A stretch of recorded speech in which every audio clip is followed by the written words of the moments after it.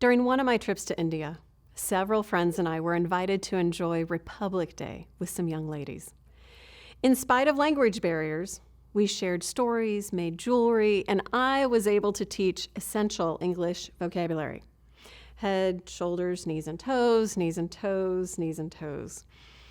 Everyone was laughing and smiling, with the exception of one girl in the back corner who looked like she wanted to dissolve into the wall next to her.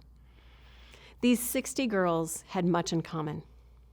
They were between the ages of 13 and 16 years old and had been brought to this safe house to begin the healing process and hopefully be reunited with their families.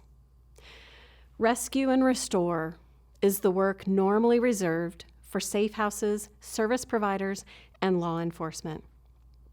The rescue of a victim is not a simple process.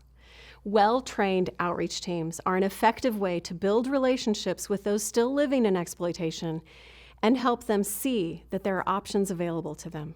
The restoration process begins with healing of physical, emotional, and psychological trauma.